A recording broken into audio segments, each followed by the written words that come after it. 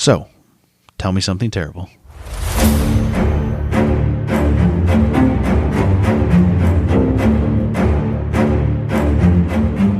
No pre-show banter. People say we banter together nicely. It's like we've been married and nag at each other for the last 10 years. What if I just sat here in stone silence for the first 30 seconds? Please don't. Okay. All right. Is this one mildly terrible or pretty terrible? Mildly terrible. All right. Let's jump into it. All right. You ready to get started? Yep. Hi, I'm Tiffany. Hi, I'm Scott. And this is Tell It's Me nice Something. to meet you. Hi. And this is Tell Me Something Terrible. Episode 5. Yep. All right. Ready to get I started? got no snarky comments about 5, but yeah. Yeah, no, I'm ready to get started. Okay. Waiting for that snark. Do you need some coffee before we get started? No, I'm okay. No, another drink of wine? No. Okay. All right. Fully caffeinated. We're good. All right. So today's story is about the deadliest tornado in the United States history, known as the Tri-State Tornado of 1925, or the Great State... Oh, just kidding. The Great Tri-State Tornado. Really rolls off the tongue. It does. Yeah. Well, Is this what Twister was based off of? No. Oh. I know. No cows? No. A sheriff. We already had a sheriff. I know. Does this one have a machine gun? No, this one doesn't have a machine gun. Not It does impressed. have a sheriff, though. Not impressed. Okay. So on March 18th, 1925, which went down as the deadliest tornado day in the deadliest tornado year in U.S. history, a small condensation tunnel touched down in Moore Township, located in the southeast corner of Missouri, at about 1 p.m. The first death occurred at 1:01 p.m., a farmer that was caught off guard, so it escalates very quickly from This is here. efficient tornado. Yes, it gets worse. So moving quickly northeast, it hit Annapolis, killing 2 more people, and it decimated Which state are we in? Missouri. Okay. Because Annapolis is in Maryland, right? Like the big Annapolis? Anyway, I thought it was proceed. isn't it in Indiana? We are geography experts. No, Indianapolis is in Indiana. Oh. I believe Annapolis is in Maryland. Is there a sports team in Annapolis? No. Oh, see, then you would know. Yes. So it moved quickly northeast. It hit Annapolis, killing 2 more people, and it decimated, as in like it completely flattened 90% of the town. As it continued its trail of destruction, the tornado began to grow larger as it moved toward Illinois. It damaged 2 schools, injuring 32 children, destroying homes and farms, killing a farmer, and 3 more kids. How do these farmers not see this thing coming? That's 2 it's got I'll get already. to it. I'll get to it. Okay. Oh, you think 2? Just Is wait. it an invisible tornado? No. Oh, good. As the tornado entered into Perry County, Nope, which... Perry's counter. Yep, He's in his Perry's kitchen, counter. just Perry's making dinner. Freaking tornado comes through and rips his counter off. and him, and his house, and his whole town. Yep. It developed into a double funnel, so now there's 2 tornadoes. Buy one, get one free. Yes. As it moved out of Missouri and into Illinois, the death toll had already amounted to at least 12 people and 200 people injured. That's why they call it misery. Yep. Remember, it's a tri-state, so we got 2 more states to go. You're just going to ignore that misery joke? Yes. Yeah. It's Okay. a great book. I've never seen the movie. What are you talking about? Are you... The Stephen King book and movie? Named Misery? Yes. Like Missouri? No, like misery, like actually misery. No, I was making the misery Missouri joke. Oh. I don't read books. No, you don't. That's why you read to me. Yes. I don't have time for that. So the tornado then moved, as in swam, across the Mississippi River into... No, it didn't. Yes. No, it just moved across. It's like Jesus. It walks on water. It does. Yeah. Into southern Illinois, and here it tore... I thought there was 2. Where'd the other one go? There's 2. Yeah. It's a whole storm system. Okay, so they're moving together? Oh, yes. That's terrifying. Mm-hmm. Okay. Well, there's one really big main tunnel.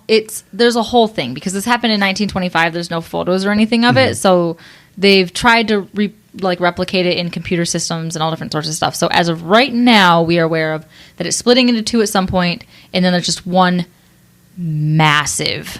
It's like almost like a hurricane on land here. Yeah. Awesome. Okay. Where was I? You've distracted me. So it completely destroys another town called Gorham, leveling nearly every building and reportedly tearing up railroad tracks. 30 more people were killed and 170 more people were injured, 6 more dying later. So it's now 2:30 p.m. and we're only an hour and a half into the initial tunnel, like the initial funnel touchdown. Okay. Moving fast. Yeah. Most tornadoes average less than 10 minutes and occasionally lasting as long as Don't 20 we minutes. Do what? I said, don't we all? Yeah. You wish. Occasionally lasting as long as 20 minutes and traveling at an average of 3.5 miles. So we're only getting started with the hour and a half in. Continuing its northeastern path, the tornado barrels barrels across the southern tip of Illinois at an average of 62 miles per hour, topping out with 73 miles per hour wind. And its path of destruction, it leveled nearly all of this little town big town of Murfreesboro over a mile-wide city, sweeping away entire rows of homes, destroying a railroad shop and schools, killing another 35 people, 17 students at one school, and 9 more at another. Those are deaths. Oh, those are those aren't. I was going to say, it first injured, 32 and when it was still in Missouri? And now it's just straight ruining children's lives. Cool. Yes. What a fun tornado you got here. Do they name tornadoes like hurricanes? No. Well, I mean, this one has a name. This one has, but it's not like Al, because it's the first one of the year. There's so many tornadoes. Like, I think there was 72 last year. Yeah. Yeah. Have you ever seen a tornado? No, I haven't seen it. Apparently, I was driving behind one and didn't know it. Oh. When you and Lily took cover under the stairs. Oh, yeah. But yes. And my phone was dead, and you're like, oh, my God, where is she? I was at Cedar Point when there was water spouts, and, one touchdown somewhere on land, but they were, they made us all get inside the arcade. Everyone in the park got inside the only block building in the center. That's horrifying. It was and you're on an island, pretty much, at Cedar Point. Yeah. Yeah, it was terrifying. No. I was, 10. That's horrifying. I might have been 12. I was younger than I am now. I would hope so. Otherwise, that's how history works. Yes. Here. So this was just from the initial storm. After the tornado left the town in complete ruins, a fire broke out, quickly sweeping through the rubble of the buildings, killing more people that were trapped in the debris. In total, just for this one town, 188 people died, 20 of which were never identified, and an additional 46 people died of injuries in the weeks following, bringing the total death toll to 234 people and over 623 people injured. Wow. Yeah. I think it's the highest death toll ever in one town from one tornado. So that was just one town. So this thing's going to hit 1,000 people. Oh, she's grinning like it's way more than that. You fool. I wouldn't tell you about some 1,000 death tornado. No, it's not 1,000 death tornado. But multiple thousands injured. Still not done with its terrible business, it moved along to a farming town named DeSoto. So it's another small town it flattened to nearly nothing, with 56 people killed in the initial tornado and 5 more dying later. And 33 of these deaths were students when the DeSoto school partially collapsed. An equally tragic but absolutely bonkers death is the death of the Jackson County. It was an accident. Deputy Sheriff George Boland, who was on the patrol when the storm hit DeSoto, and the tornado lifted him from the ground, and he disappeared into the funnel. There's your sheriff. Okay. His body was never found. Yeah. It ate him? Yes. So probably chucked him out into some body of water somewhere. Yeah. Well, it's southern Illinois. Are there any bodies of water? Oh, wait. The Mississippi. Or lakes. That too. It's not a desert. Next, it hit the small town of Bush, where several... No good joke for Bush? I just snickered. That's fine. Where several homes were leveled, pieces of wood punctured the water tower. Yep. And heavy the bush? Yes. Yeah, okay. Heavy railroad axles were scattered about the rail yard, and it killed 10 people here, injuring 37, 4 of which died later from their injuries. So this system is still making its way across southern Illinois. Can you imagine standing there and seeing a railroad come flying at you? Railroad ties are huge. Yes. And the steel. Yeah. Well, yeah, but I mean, it just throw it in, pretty much, what are they, probably, a foot and a half by a foot? They're huge. Yes, they are huge. So it's made its way across southern Illinois. It's tearing through the countryside at this point, killing 25 more people before making it to the next town it hits, which is West Frankfort, a mining town. Here it blows over a Get large... in the caves. Yeah. Sorry. Here it blows over a large multi-ton coal tipple. I don't know what that is. A tipple? I don't know. Oh, yeah. Yeah. It tears apart more railroads. That's what guys have. It tears apart a railroad truss. It rips up to 300 feet of railroad and blows it away. Oh, it's 1925. Okay, so that's okay. I'm like, what's all the railroads? Oh, it's 1920. That's your main mode of cross-country transportation. And it hits like every mining town in the Midwest. Yeah, gotcha. And that's like the only thing that they can like structural. That's probably like the main structure it's going to come across. Oh, yeah. And the fact that it tore up railroads affected getting people to hospitals. So, yeah, it was bad. They had to load up trains. I'll get to it. Okay. 81 people were killing. We're killing. Yes. We're going to kill this tornado. Yes. On top of the tornado, there's also 81 serial killers. Yeah. They're just shooting the tornado. Yes. Kill it. 81 people were killed in West Frankfort, injuring 410 people, and 21 of which died later from injuries, bringing the total death toll in this town to 102. Those 2 shots of whiskey are starting to affect me. I see that. We need a running abacus, too, because you just keep throwing a lot of numbers I'll get to the total at the end, hopefully. I think I put it in here.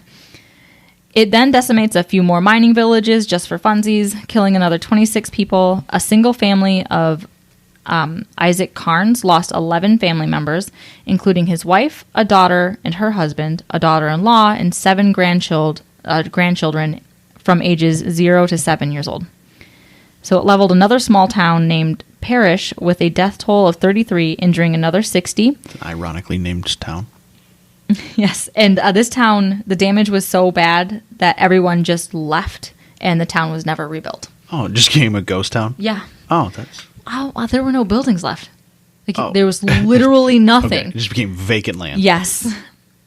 So moving along now, it took the lives of 125 other people, injuring an additional 151 people, destroying more homes, small towns, and farms across 2 more counties. And so the widest point of this one funnel reached 1.5 miles wide.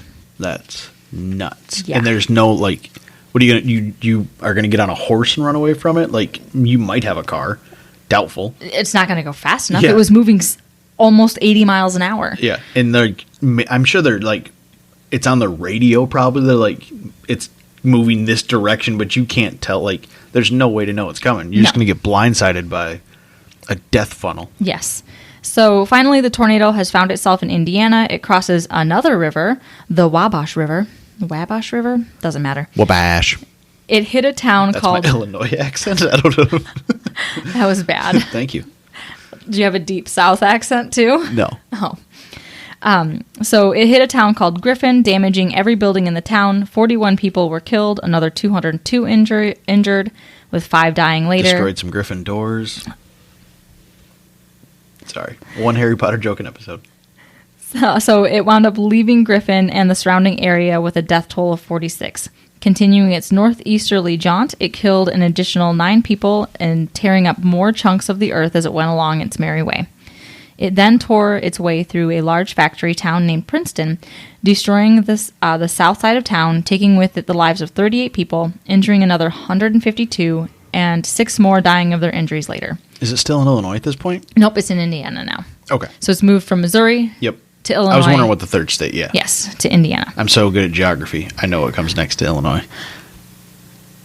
Indiana. You already said it. Yes. Yeah. I panicked because I was like, Ohio? Nope. Nope. There's that whole state we've driven through a multitude of times. Yes. Yep. Mm-hmm. Large sections of neighborhoods were destroyed, and the Heinz factory was badly damaged. Like ketchup? Yeah, I think so. I should have looked into it, just but I just ketchup assumed. everywhere. Yes. Just spattering it. It's a bloody and ketchup. Don't worry, mess. they were all in glass bottles back then, and they never came out anyway. So that is true. Just shards of glass and ketchup everywhere. Yeah, it's a murder scene. It leveled another 10 miles of farmland and homes until the storm crossed into Pike County, Indiana, which is just south of Petersburg, where the tornado finally dissipated at 4:38 p.m., roughly 3.5 hours later, and leaving over 219 miles of death and destruction in its wake. I'm going to update our Apple Podcast subcategories to include geography. Because we learned so much. Well, you say a lot of geography. I don't learn any of it, but you do include a lot of geography. I can start printing out maps if that helps. Yeah, we'll just post one on the wall here in our podcast studio. It's a old kitchen table with a computer on it. But we should put a map up so I can laser point it while you're talking. That sounds great. Yeah, the cats will love it. Because it'll really translate well with this audio medium with the lasers pointing. We can have, I don't know, we can post videos on Facebook later. Sure. No. So here's your abacus.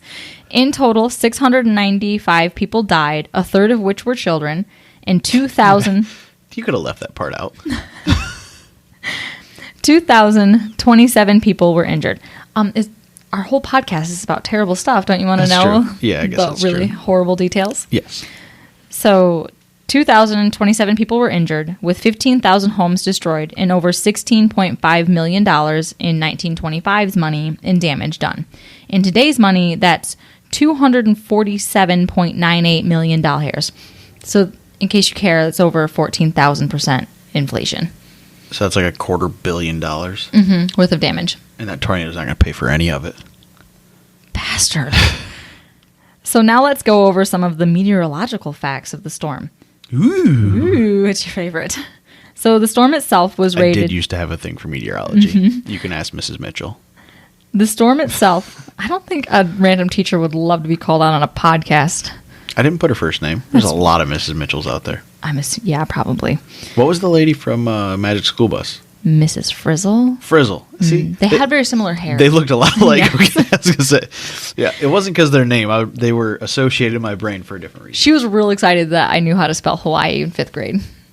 It's little things. We went to Napoleon. What do you want? Shit. You and your geography. The storm itself was rated an F5 on the Fajita scale, which comes with steak, No, onions, and green peppers. F-U, fajita. Now we're explicit. Thanks. Shit. So that's the name. That's the last name of the scientist who developed the F scale. So we now use an EF scale that has new requirements for the categories. Don't ask me the difference. Just besmirching the name of fajita. Yes. The nerve of these people. No, it's enhanced fajita now. Oh, is it? Yes. You got them little blue pills? Yes. Yeah. You get it, fajita. You're supposed to laugh into the mic so people think I'm funny. No, my laugh is awful. Just a little breathy. You're fine. So, with winds reaching over 260 miles per hour, so this particular tornado reached winds over 300 miles an hour in its strongest gusts. What's the sound barrier?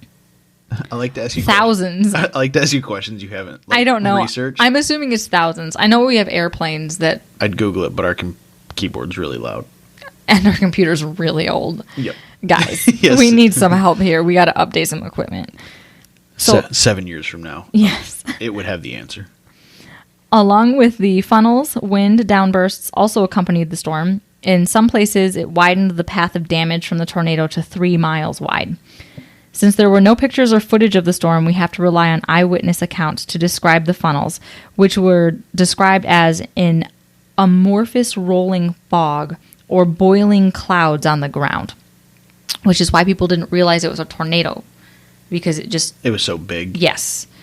And it was 1925, and you have no point of reference. No, not at all. Not unless you're from Kansas or Florida. There's a lot of tornadoes in Florida, what? Right? There's hurricanes in Florida? No, I'm pretty sure Florida's part of the tornado alley. I'm gonna just we'll do a correction. Preliminary disagree. Yeah, we'll do a correction they don't later. Get a lot of It's fine. It rains for 3 minutes a day there. I don't think they get a ton of tornadoes. No, but they do get hurricanes. And also because the parent clouds of the funnel were so low. So during a 6-year study of the storm, it was determined that late winter, early spring of 1925 had been drier than normal, and that contributed to the storm, with the supercell that formed and produced the tornado had traveled an even farther path of 412 miles from Denver all the way to Michigan. Again, an accident. Starting out as a normal supercell, it evolved into a high precipitation cell. I don't know what that means. We call it an HPC in the biz. So with these and other wind conditions and dry conditions and something called a dry punch that made the storm unstable. That's when you make punch with this wine I'm drinking. Yeah, yes. It's a dry punch. Some 7-Up in there. Ooh, we should try that. That might help. No bubbles on the podcast. It makes you burpy. We don't need that. So it's long and it's confusing, and if you want to know more, you can just go to the wiki page for the tri-state tornado. There's like, I would say like half of my research was just them explaining all of these things that I didn't understand. Start Googling dry punch. See what happens. Maybe don't. Nope, I would. No. Do it at work. So if anybody that like really wants to, if they could translate this stuff into layman's term, I'd really appreciate it. So combined with all of these factors, it combined to make one big happy tornado family, which many people claim was actually what happened. So it wasn't just one single tunnel, but a tornado outbreak caused from the one storm and the accompanying first funnel that touched down at 1 p.m. that day. Because of modern meteorological theory and the fact that nothing has ever happened like this again, it casts doubts on the idea that it was just one or two tornado funnels. And several other historical long track tornadoes have been studied and found that to be products of like the tornado families. Like one that happened in 1917 and one that happened in 1947. It was the tornado mafia. It took a hit on just all of southern Illinois. Yeah. There hasn't been any definitive proof either way, but one meteorologist called, slaughtered that word, meteorologist named Tom Gazilis came to the conclusion that the first 60 miles was definitely the two separate funnels. It's pronounced Gazilis. No. And that the 157-mile track after that was just one continuous funnel. So it started out as two, and then I don't know if they combined along the way, but then eventually it was just the 1 they mile. They procreated and they made one big funnel. Mile and a half wide funnel. And then in 2013, they found more information regarding other tornado sightings before and after, so that extended the path another 16 miles and an additional 2 funnels to the original tornado. Slowest page turn in the history of this podcast. Really dramatic. So they found another path from an even bigger tornado from that same supercell, which left 20 miles of destruction in its wake.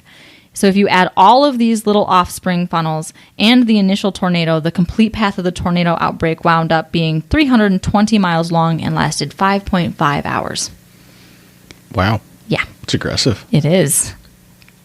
So there was even more outbreaks to the south from the same storm tunnel affecting Tennessee, Kentucky, Alabama, and Kansas.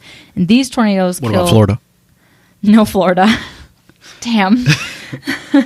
These tornadoes killed at least another 747 people and injured more than 22,000. It's almost 23,000. Or sorry, 2,300.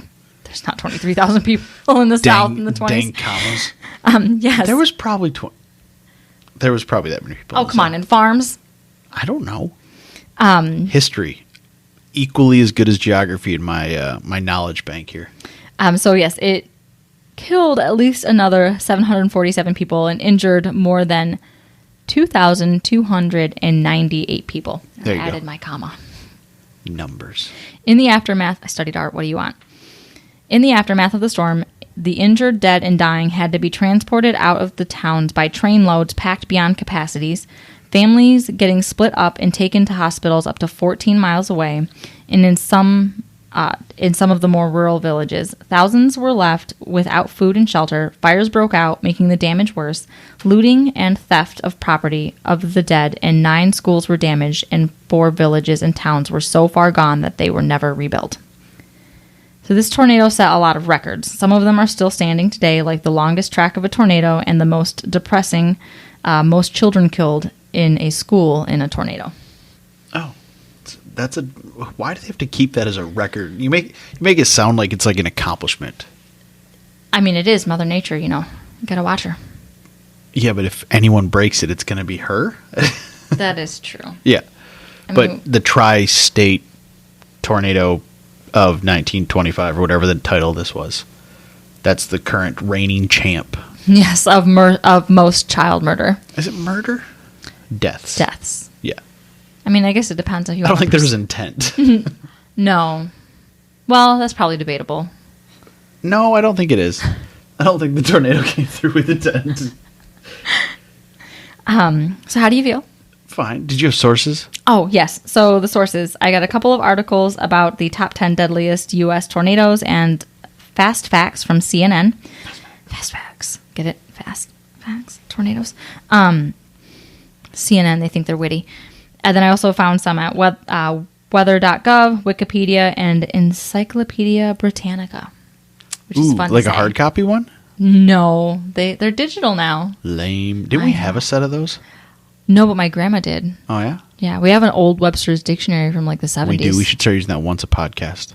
Just pick a random word? No, like a pertinent word to your stories. Just crack it open and see what's in there?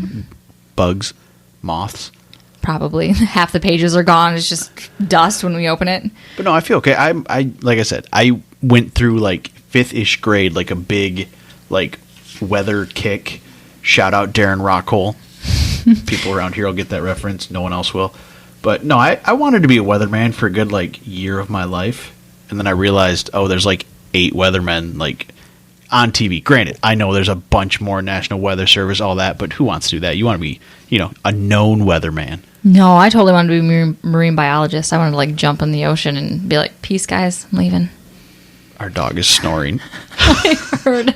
I don't think it'll get picked up on here, but that would be hilarious. So yeah, we do have, this is exciting, our first shout out. Do you want to shout it out or you want me to shout it out? You shout it out. Okay, we have a Patreon supporter, which is awesome. If you don't know what Patreon is, it's like a way you can like pay a little bit every month to like support us, because it does cost a little bit of money to like produce this stuff and put on the internet and everything. But you go through patreon.com. But our first one ever is Big J 1066, also known as Jamie, who I think he just did this, so he mentioned a third straight podcast. Are we on 3? I don't know. We need to make sure. He's been mentioned in most of them. Yes. More than he hasn't. I'll make sure to make little notes on the side when to throw in a Jamie reference. Okay, that'd be appreciated. But he is a Facebook streamer. That's why it's Big J 1066 if you want to go here and be a crazy person and play video games. But we do appreciate his patronage. Yes. But is that how you say that? I think so. Okay, cool. And now, because we have a patron, we're going to be doing a bonus episode for patrons in which I have to do a little bit of work and actually research and then tell the story to Tiff, and she gets to just sit back and make jokes and not have to do anything like I do most of the time. And most likely be hungover. Will you edit the ones where we go backwards? No. Oh, okay. Because then it'd be like a full role reversal here. But anyway, shout out to him. And sometime in the next month, we will be coming out with that bonus episode. And I have my topic, and it is local, and it is gruesome, and you're going to love it. Oh, yes. I love gruesome. Yes. But yeah, so that is episode 5. Congratulations, you've made it. Yeah. This one wasn't too long. No. And it wasn't too sad. No. But it was very informative. The next one will be... Both long and sad? No. Is there names? Yes. It's one single person. Oh, good. I tried to throw some names in for you, like the Sheriff Boland and that poor family. I couldn't come up with a bowling ball joke off the top of my head to do with with a tornado. It didn't work. I was waiting for a vacuum cleaner joke. That never came either. So that was my best material. Dad joke-wise, I was sitting on. It just never came to fruition. But Do you want to try it again? Maybe you can sneak them in there. Yeah, actually, let's cut this and start all over. That sounds great. All right. Anyway, thanks for listening. Thanks. Am I saying bye first? No, you do it. Okay, bye. Bye. Thanks for listening to our terrible podcast. You can find us on Apple Podcasts, Spotify, and Google Podcasts, or wherever you like to listen. Feel free to follow us on Twitter at TMSTPod. And if you'd like to support the show, you can find us on Patreon at Tell Me Something Terrible.